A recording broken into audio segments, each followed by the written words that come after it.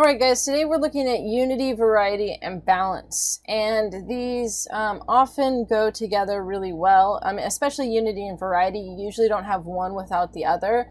But even balance comes and plays a part into having effective unity and variety in your art. Or especially unity. If you don't have the appropriate balance, the unity is going to look off. And if you don't have the appropriate variety, the balance is going to look repetitive. Or even off in the sense that it's just not natural, because we tend to kind of think of things that look like they fit together well, and that's really kind of what we're looking at here, is the idea of does it fit well together? And if you naturally think this, like, it doesn't require knowledge in this to fundamentally know when you look at something, like, that looks nice together, or that looks good, versus that kind of looks off, or scattered, or haphazard, right? If you ever look at how someone does an artwork, or even interior design, and if you go into a room and there's stuff all over in different places and it's kind of chaotic, usually that means it doesn't have unity. It just has a ton of variety. Likewise, if you went into a house and they all had all the same furniture, and exactly the same furniture, right? And that's all it was in the room, it would have unity, but it would also look off because it's too the same, right? And so there's a balance in unity and variety in art to give it a aesthetically pleasing feel, if you will. So what we're going to look at first is unity and kind of what that means, and then we'll take a look at a few examples of that. So unity is central to the creation of a work of art or design. If you're trying to express any kind of idea, right, you want unity. If you have a variety of images that you're displaying in your art, if none of them seem to make sense and go together, right, then you're not having unity, right? Because expressing any kind of idea, you need unity, because unity, one, it provides order and harmony. And so one of the things with that, of course, is that it's going to feel like it fits together. It's important because it certainly is the opposite of unity, right? Is kind of chaos in that sense. So if there is no unity, right, the artwork will appear disordered and chaotic. And sometimes that's what the artist is trying to get at. But if that's not your intended goal, you have to pay attention to the unity of what you're doing. And artists use principles of unity to make choices that essentially it's linking visual elements to each other. And again, usually artists are very consciously choosing in a composition what they're wanting to do, and then that this ultimately is what provides cohesiveness and is able to express your idea later, right? And now then we'll look at the different types here in just in a second, but provides cohesiveness to communicate a visual idea. There are three types of unity. All right, so we're going to look at that. The first is compositional. And compositional unity is the overall design and organization of the work. So this is not looking at the idea as much as just how it looks. Organization of a work. So creating unity can be difficult. you usually create compositional unity by matching visual similarities and connected ideas, which the connected ideas we'll get into the next type of unity in a minute. But we're going to look at compositional for just a second here. This ultimately helps support the principal idea of what you're trying to do. All right. It also is important because the reality is that the composition and how things are ordered can make things look good or not. We'll go through all three types of unity, and then we'll look at the images of that, because you kind of need to know what, because usually, here's the thing, right? In artwork, there isn't usually just one. Rather, there's usually a mix of compositional. So this is literally like the layout of the artwork, okay? So that's the best way to think of it, is compositional is how is it laid out. Conceptual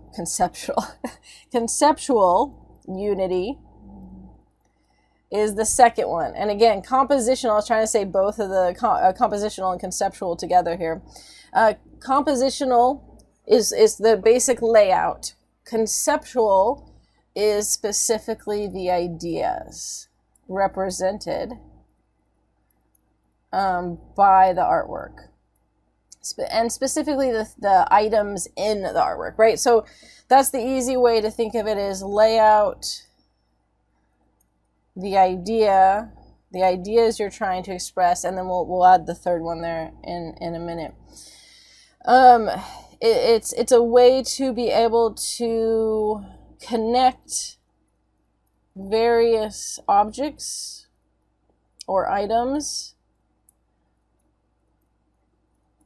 to represent meaning. And this can be both, this can either come off as obvious or seem random at first, okay? Because not everything is obviously have a connection, and it may not look organized at first and still end up communicating an idea. So an example of a more obvious one would be if you were trying to express the flight or flying, right? Then you could have such things as feathers, a kite, a bird, a plane, various things like that, right? I mean, and now this is pretty obvious, but the idea is that you have these various items that on its surface, a bird and a kite don't seem to go together, or a hot air balloon, right? Things like that. But then when you put them together and they're all in one place, it then provides that conceptual unity. Essentially, it's the idea that each item or whatever that is being displayed has a different visual attribute. Okay, but all have a similar idea, in common. So just remember that while this can be obvious, that it can be more subtle. And there is a component in this of the artist and or culturally, what we connect together. Okay, so that sometimes can be lost in translation. If something culturally people connect together, but in another culture, they don't. All right. So let me get this here, spelling correctly. Try to erase too many times and end up with extra letters. Okay. So yeah, like I said, just important to notice that is if there's either one, it might just not be obvious, or it might be something that you don't have personal experience with, so you don't connect that item to it. Then what you would do is look for visual clues on the other items. What are the other things do? Maybe this one seems way off and doesn't connect, but the other ones do, and there's something you make a connection to. Or recognizing that the artwork is from a different culture that maybe has this kind of conceptual unity idea of objects that we don't. And so then you're getting a different perspective from a different cultural perspective. That leads to Gestalt, though. Because what Gestalt is it means form or shape in German. And that doesn't help entirely in the meaning of it. But what it is it refers to a work of art where the whole of the art, right, not just individual pieces or elements, is greater than the sum of its parts. So what does that mean? Right, this is looking at you have to analyze, right? So with compositional, you're analyzing the layout. Conceptual, you're analyzing the ideas. Gestalt, you're analyzing the whole of the work. And this is going to include layout, ideas, and history, or religion, culture. Okay, that's kind of the added part. So there's two parts to that, right? I would say that this is part one, that's part two. The layout, so you've got layout, ideas, and whole. And under whole, though, because it needs a subset, is that you're looking at the layout and how does it have unity or variety. What are the individual pieces? Does it present a certain type of cohesive idea between them? And then you have to look at and understand the history, religion, or culture of the piece, because usually when you're analyzing with Gestalt, you're looking at historical artwork or religious artwork, and you aren't going to understand the full unity behind it if you don't know the history or the story of that. So your textbook gave an example of Hindu relief that showcases you have to actually understand the history of India and Hindu religion to a degree to understand the Gestalt unity involved in that artwork. If you don't, and that's why our second half of our class is looking at the historical aspects of art, because you can only understand art so much if you leave out the historical, cultural, religious components of that artwork, especially from stuff from the past. And even current modern day artwork eventually will need that historical context. If we're living within it, it's less necessary. But once you move far enough not behind, far enough ahead of it, then you'll need that historical context. What was going on in the 21st century that would lead to this type of focus? What is the culture in the United States that you have this style of artwork, right? That's Gestalt. That's that other component that you need, is that you're combining all of those things and experience to get that sense of Gestalt. And it is important. Here we'll put example. You can look at the one in your book for it. We're gonna be doing this essentially using Gestalt in most of the historical context of the art when we start with the hunting and gathering and move on from there, because you have to take into account the history and the culture of the people in order to understand that artwork. Another good example would be one with, Greek sculptures. If you look at a Greek sculpture, and we've looked at a couple to just focus on one idea, but if you want to understand everything with Gestalt, right, you're not only looking at the composition of how the person is the positioning and layout of the pose, you're also looking at, is there a common idea or concept with what is there? But then if you want to understand truly the full Gestalt of Greek statues, you have to understand that during the classical period of Greece, there was a huge emphasis on what's called arete, which is excellence, and the idea of humanism and in portraying the ideal excellent human form as in its highest potential. And almost all classical artwork showcases men, especially young males, in their prime, in what would be seen as possible for humans, but the ideal state.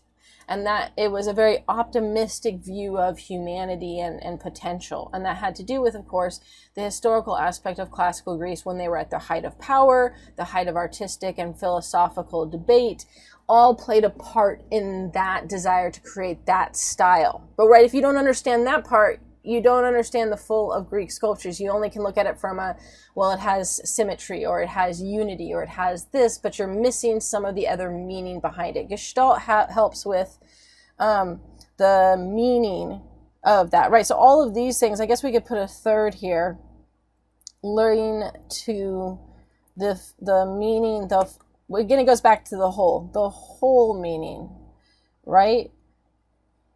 Not just an aspect of it, but the whole meaning in that. So let's take a look at a couple of examples of that, and then we will talk about variety here. Okay, so here's an example of unity, right? You have all of the frames with the black. So you've got the color, you've got size and shape more than size. There is some variety in the sizes, right? But the color and shape go towards unity. And so you get a sense of this idea that it goes together. Right? We're categorizing this into like things. It's like when you're a kid and they have you put all the circles in one pile, the squares in another, and the triangles in the other, right? You're categorizing based on unity when you do that. And this is the most basic form of unity. Unity can be more complex than that, because a lot of times unity and variety go hand in hand with the best aesthetic looking aspects of art. You can do this where it's all the same. Here's another one, right?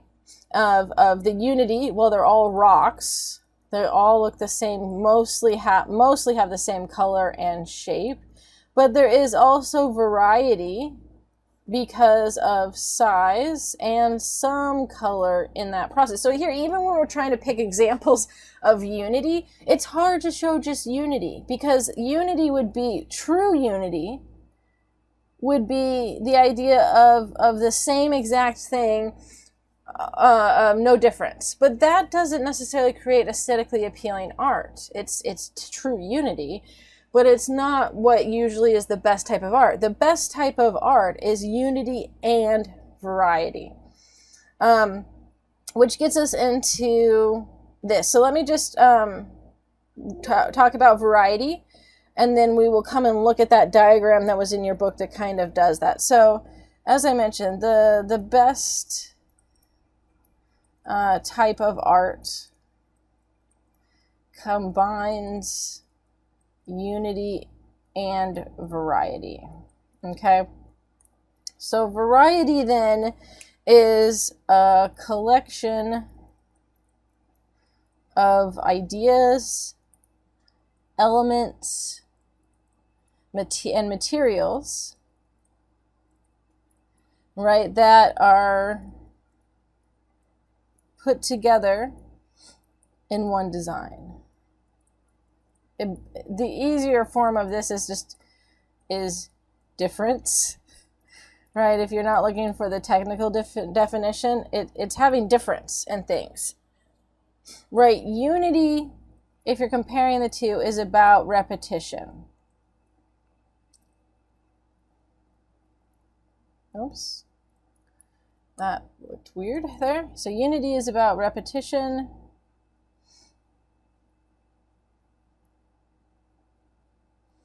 And similarity.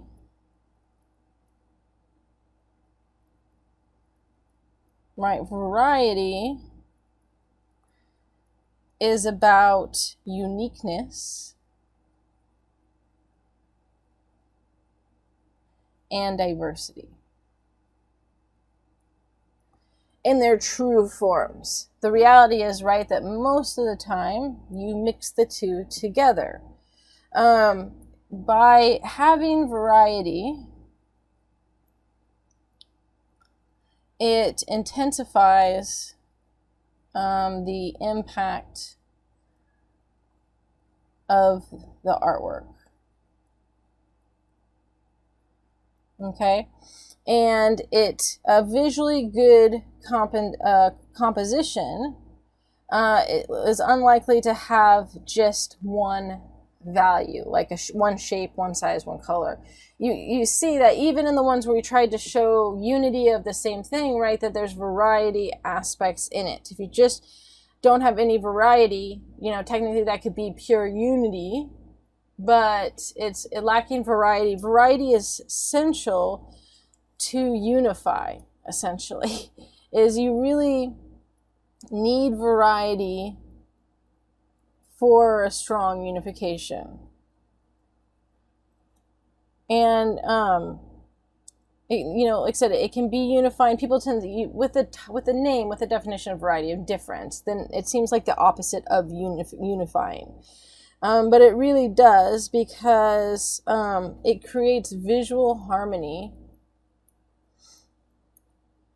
when you use variety and unity together.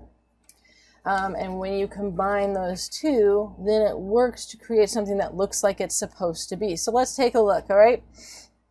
This one was asking in the book, which is the best use of unity and variety together? Right, which one does it the best? This one has the most unity. Why? Because look at the lines. You've got squares and rectangles, and that's it. No, yeah, I guess you have one. Well, mostly rectangles. So we'll just put shape. I don't really need to classify it. You have the same shape, and then you have lines, straight lines. Right? That's it. However, because this lacks variety, it's visually boring. It's more boring. It doesn't have to be fully boring. It's not as if it's visually, here, let's not be at that harsh with it. It's visually less exciting. There, that sounds a little nicer. Not that I'm hurting some diagram's feelings or something. But like, this is not as visually exciting. In artwork, to be aesthetically pleasing, you want it to be visually exciting as well, but not so exciting that your brain's like, oh my god, that's so much chaos. Like, what am I looking at? Ah! Like, it's all over the place. It looks like someone just, it's like, you threw in the kitchen sink, right? They just took everything and threw it up on the wall and called it good. That doesn't work either. So then we go to C. This has variety, but less unity, right? So B has a nice combination of unity and variety. So why does this have less variety? Less unity? Well, let's look at the variety first. You've got a curved line.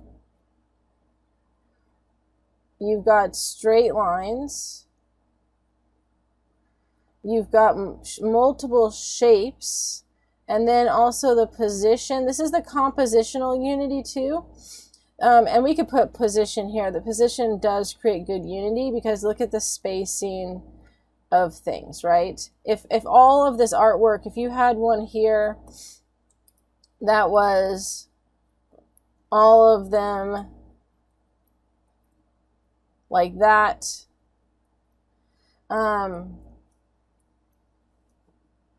it's not as unified then in terms of position, right? The compositional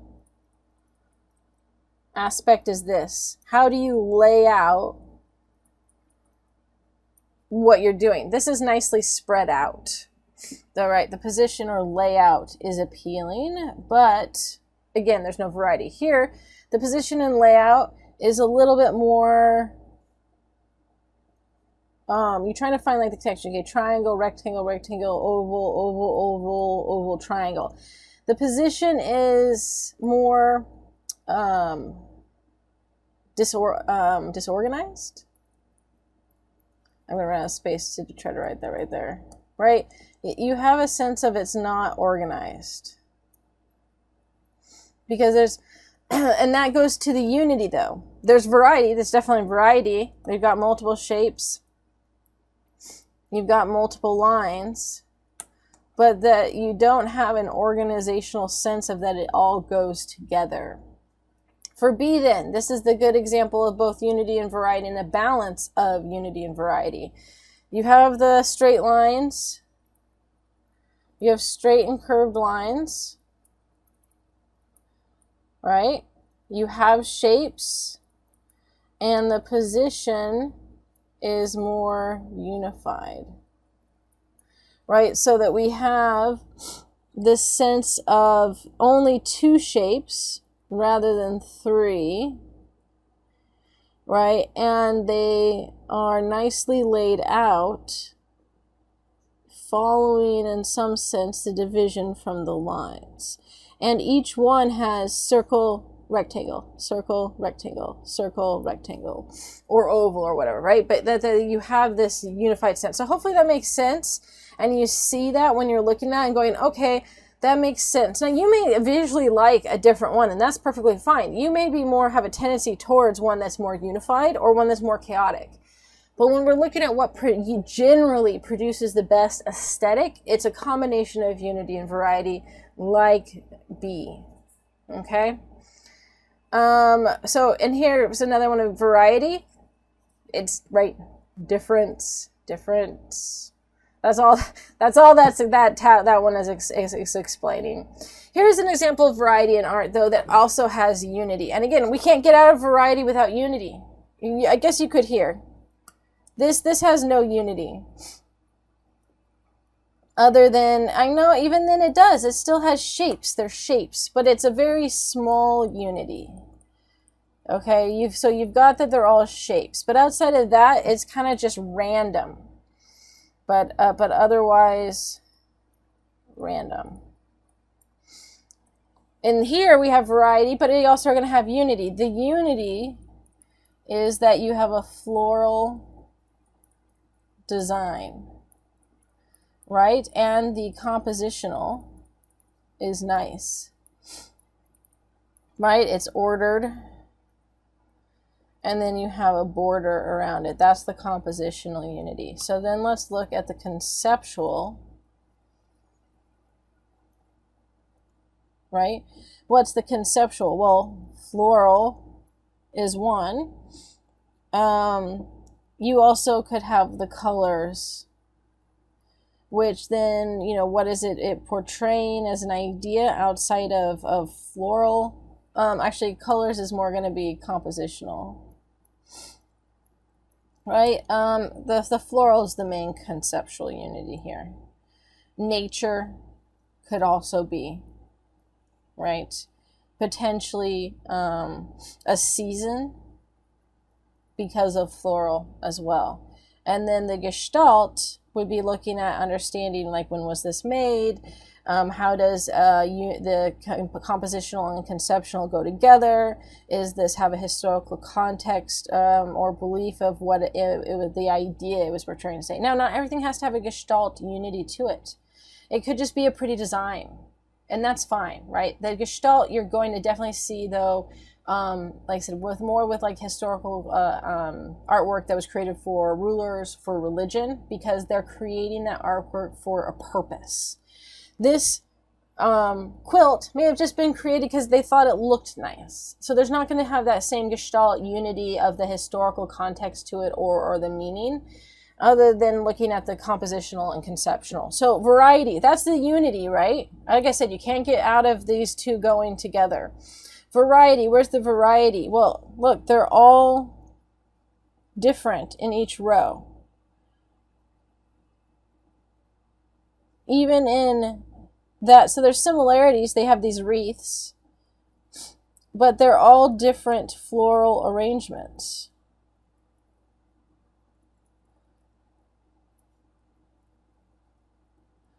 And this is why you get a nice mix of how even when you have a significant difference, that all of these are different. They're not the same, they're not repeating. You also have the unity components that makes it go together.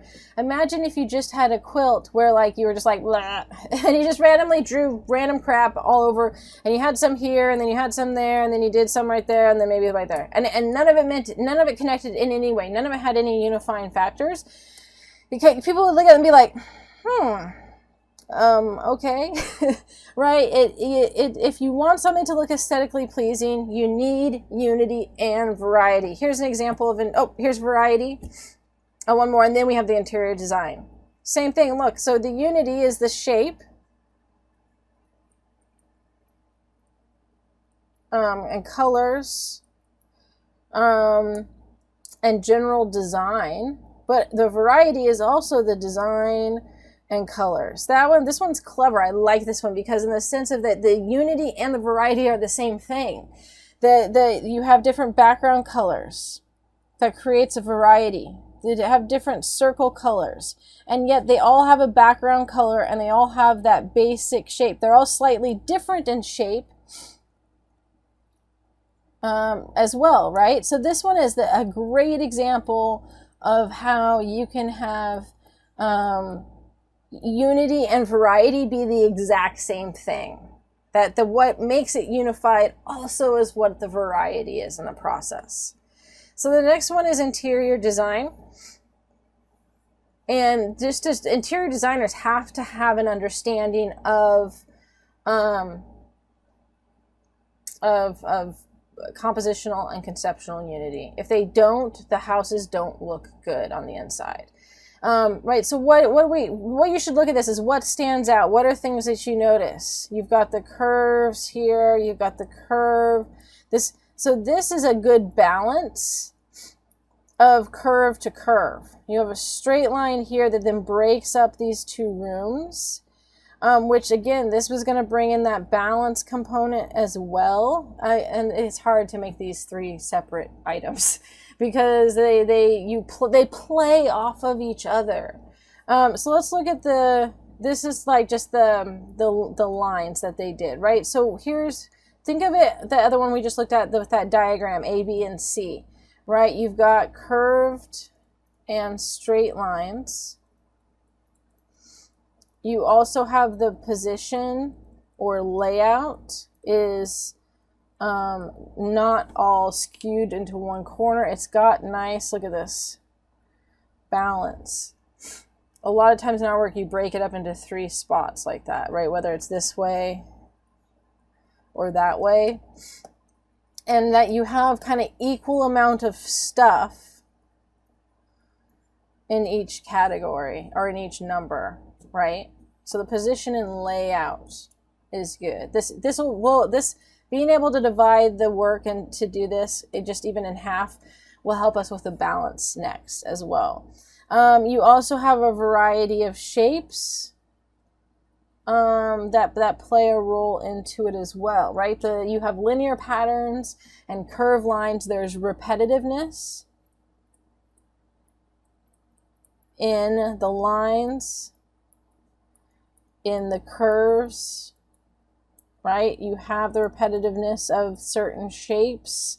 That's important. Repetitiveness is that unity, and then also you have the variety of the different aspects of that. And then it's like I said, it's distributed. If you had only curved lines over here, and then the shapes and everything else were everywhere else, no curved lines, right? That would look weird to have all curved lines only on one spot. Oh, it doesn't want to like me when I do that.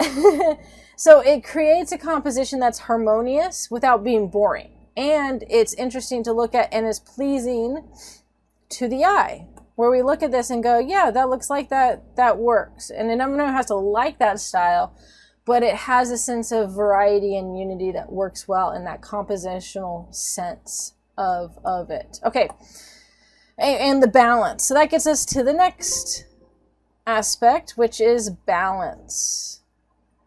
I think we're on 3. balance, the idea is that just as physical objects have a weight or balance to them, or a weight, a work of art can have visual weight. And these need to be balanced. This visual weight, here we'll put this visual weight.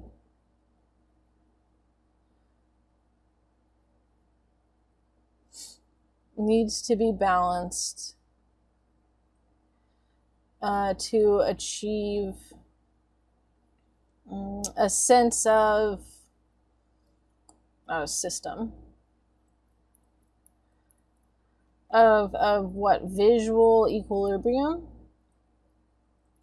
The idea that things look right, and we can identify visual balance through composition, as well as objects and dividing it up. So the way to do this is the composition and breaking down the layout of the work. Where, right, that's where I showed you, that's this. Where it can be divided like this, or it can have different types of splits and division. This is going to be symmetrical balance, which we're going to look at in just a minute, but that's not the only one that it has to be. Right, the amount of balance, that goes into the asymmetrical aspect, right? Does not have to be equal. Like the example I just drew. That's just the easiest, right? One to show. If there's, however, we'll see with asymmetrical, there has to be reasonable visual counterweights to make it look right. So, and this is where to, let's say, seem complete and balanced to look right, this is going to be usually asymmetrical. And in that aspect, you often are going to have, right, the main part might be here, and then you're going to have an open area there. Balance is not always easy to define, but we're going to look at some examples, of how to do it. And there's also 3 types of balance. Just like 3 types of unity, there are 3 types of balance. The first one, that's the most obvious, is the symmetrical balance. Okay? And the way to determine this is easy enough. If a work can be cut in half or folded, we'll say cut, folded in half, and that doesn't have to be actual, right? Just if you can visually put a line in the middle, and that's what I meant, not that you actually are physically cutting it or folding it, right? And each side looks nearly, it doesn't have to be completely, just close. Come on, there. Looks nearly the same. Right? That's symmetrically balanced. We like symmetry because so we naturally are moved, we'll say, to symmetrical balance.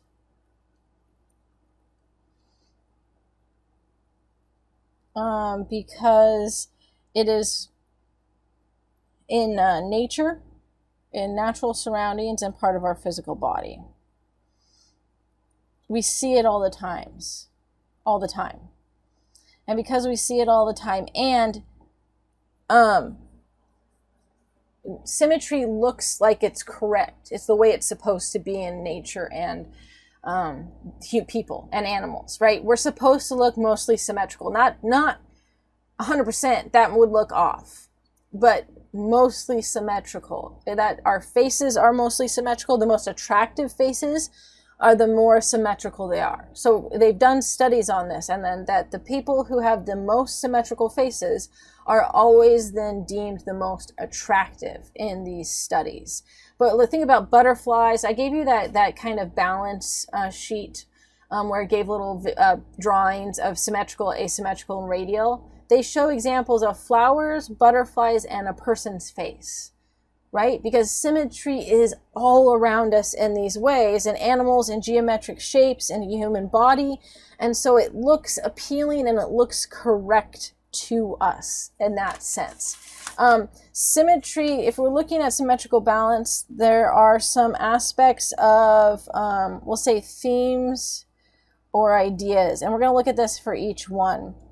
Okay, so for this, right, it creates a sense of order, symmetry does, of formality, of rationality, of permanence, as well as of perfection. That's kind of the themes you get with symmetrical balance. So let's take a look at some of those.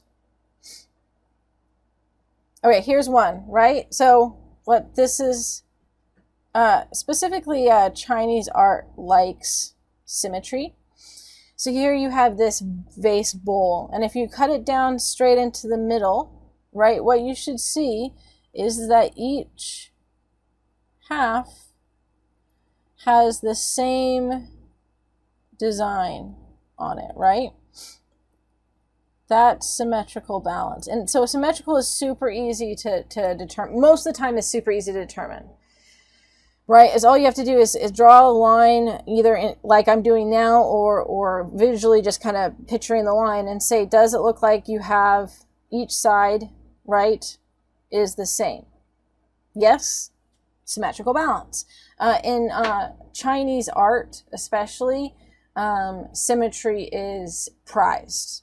There is asymmetrical stuff as well, but there's definitely a bend towards symmetrical art, again, because a lot of times it's used in religion, and I'll add that with the themes, right, that because of the idea of perfection, right, oftentimes religions and philosophies that want to emphasize the idea of perfection and harmony will use symmetrical balance to enforce those ideas, because that's the type of themes and ideas that symmetrical balance conjures up in us, that it's order.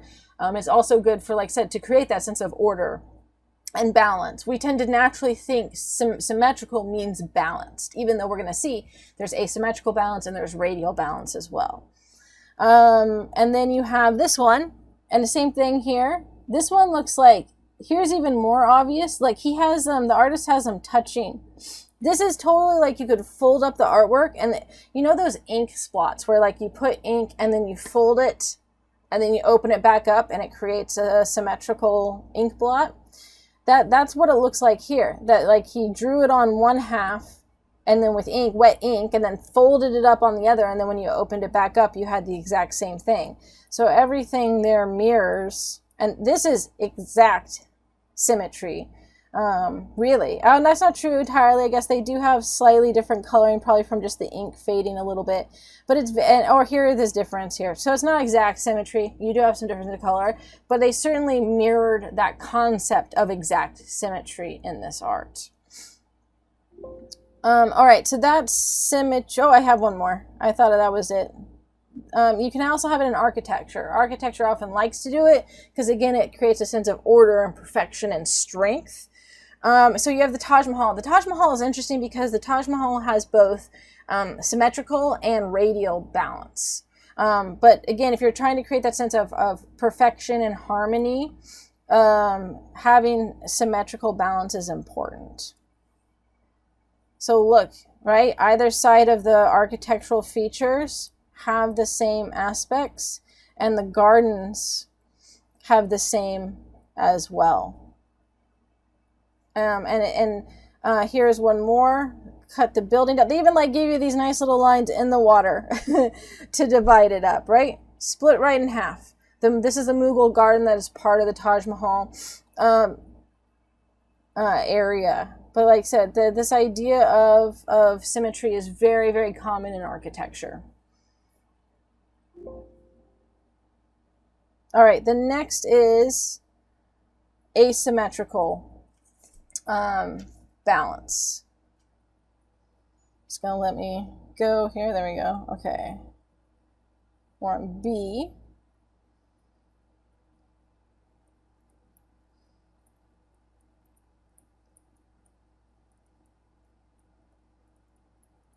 So for asymmetrical balance, this is the idea of the artist organizing a composition to using different visual weights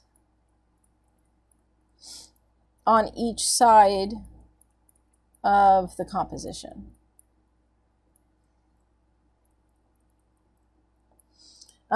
This can often sometimes be called dynamic balance as well. And so this is with dynamic balance or asymmetrical balance, you tend to have this when elements on the left and right sides are not the same. And usually, but more importantly, the combination of elements counter each other. So it's not just that they're different. They still work together. Okay? That's an important aspect of that. Where we have themes or ideas. This symmetrical balance is asymmetrical balance is harder to tell sometimes. Well, sometimes it's obvious. Asymmetrical balance is harder to make look correct. You have to be careful how you're doing it. It also, I guess we should add this one here. It often uses corners for the weights, the visual weight. Right, so that you have, if you have like the main artwork, like a person will be down here where that's most of it, and then you might have stuff up in here, right? And so then you have this dichotomy between that. And so even though it's not symmetrical, you have these counter each other in that process. There is often also this idea of blank space or open space. So asymmetrical balance works well with lots of open space and that can be specifically used to create a sense of vastness, right? Nature, grand, this kind of grand size or scale. So there's intentional reasons to do this. For the themes and ideas of asymmetrical, you have, it's generally seen as being able to be more expressive and imaginative freedom in how you can express an idea. And this tends to have contrasting principles. So you see with this, right, smaller, lighter, darker, empty.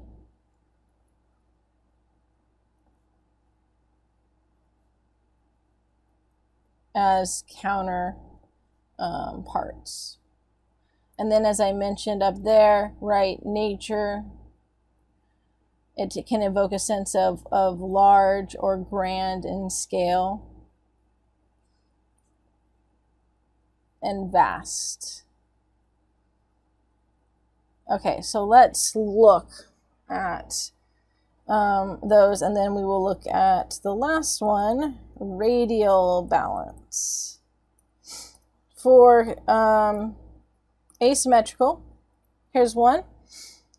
So if we divide it up, right? Oh. And here it's in the halfway point, but most of the work is in the lower left-hand corner. And then you have the writing as the counter that tells like the, and this is common, we'll see when we look at Chinese scrolls paintings. Chinese scroll paintings often have a written story or description connected to their art. And in fact, the calligraphy is often seen as part of the art, along with, this is the signature. It's a stamp. We'll look at the history of that too. This all plays a role in it. But so that you have, like I said, the majority, the larger weight is on the bottom left. And then you have the writing, which is the smaller weight to counter it. But then look at all this vast open space, right? Again, it's meant to show nature and size and scale, right? So all those things we were talking about. And then here's another one, same kind of thing. The waves, this is a famous one. This is one I gave you for a color option. Then this one takes up more space though. And interesting, they use the writing here too. Like this is mostly takes up the whole. I mean, you could just argue that it's the whole side here. And then this one is mostly the lower. And then this is the open space there. But this is the main weight of the balance. And this is the smaller weight. So you're always looking for an asymmetrical. Where's the larger weight? Where's the smaller weight? And you're usually going to find open space as well. If you don't have any open space, you can't have asymmetrical. It just requires it. All right, I think that's the last one for asymmetrical. Yeah. Last one then of the type of balance is radial. Radial balance is, I mean, this is like complete symmetry. It's when all elements in the art are equidistant from each other, are equidistant from a central point. And more importantly, besides that, so that one, it's if you have an artwork with this, you're going to see there is a central, usually a circle, but or square. And then everything repeats outside of that, right? So the repeating part, repeating in a symmetrical way, from side to side and top to bottom. The thing with this is this can sometimes be mistaken for symmetrical balance because it has it's basically called radial symmetry, right? So it can apply to circular and repeating elements. It doesn't have to be, but even though it implies to a round shape, right? This is important with this. It does not have to use geometric shape. It just often does. Those are going to be the easier ones to be able to pick out too. You can use this to depict, like if this is often used in religion.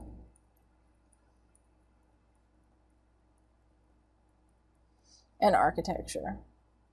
And this one also has some similarities to symmetrical balance because it has that symmetry in it, right? That you are going to get, almost contrasting ideas, because it can have a sense of perfection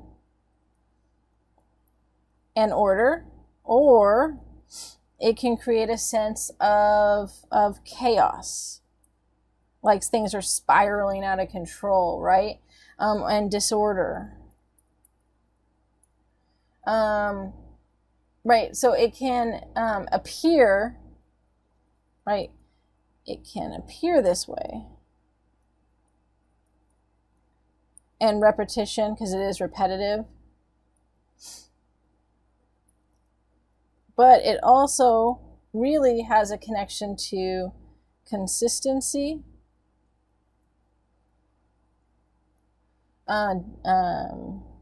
dynamism, dynamic aspects, and of course it almost always has some aspect of forms and patterns that it creates. And then and these things really end up also representing that. So like I said, why you tend to see it in religious stuff and architecture is because it has that connection to this sense of perfection and order. So here we have the circle. This is radial, right? But then you also have a square. But do you see how, right, everything, so technically I could draw a line and fold this in half and it's the same on either side. But why is it not symmetrical? Because it has the radial component from a central point, right? Regular symmetrical stuff does not have this center part here. Okay, so that's the key. Technically you could argue and say, well, it's symmetrical, but that would be wrong in identifying it if it has that central point from which everything flows off of. You often see this in mandalas. That's like the most obvious. You also see it in stained glass, mostly in churches, but stained glass a lot. Right here, it's the central, and then it's the repetition, everything coming out of the center, and then repeating. Okay? And it doesn't always have to be the same shape repeating, but you see, right, you can almost look at it in a circular fashion of it, circles moving outward. Again, it doesn't always have to be circular. It can look somewhat square. This is from the tomb at the Taj Mahal and the plans, but you see the center? Again, everything going out of that central location. And lastly, this one is square. So it's square. So don't think just because there's this that's not circular in the middle that it's not radial, because look, it is technically symmetrical. But if this wasn't here, let's pretend that wasn't there, then this would be symmetrical. But because you have a central location where then everything else, and it's divided nicely, right, is coming off of that central aspect, it moves to radial. So that's kind of the key, is how to identify it that way. But just think about it. This order and consistency, right, of it is it looks, this type isn't going to look chaotic or disordered. It very much looks ordered. You can have the mandalas and some of the other radial ones that do look chaotic because there's so much going on, right? And that's part of the key, is radial tends to have a lot going on. I mean, look at all the lines in just even this, and this looks ordered.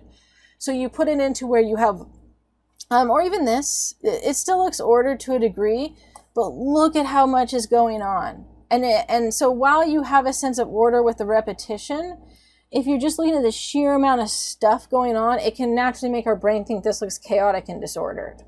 And sometimes it plays on both of those in that sense. But within architecture almost always is about order and this kind of clean-cut look to it. And symmetrical does that, but radial does that even more because it's this repetitious, outward, repetitive design. right, of going out, so that you have the same thing repeating and moving outward from that central location. Okay, so that's it for this. The key with that is like just to know that, like I said, balance and unity and variety go together. And they play an important role in art. Even when we don't understand the terms initially, we naturally think in terms of unity, variety, and balance. All right, so that's it for this lecture.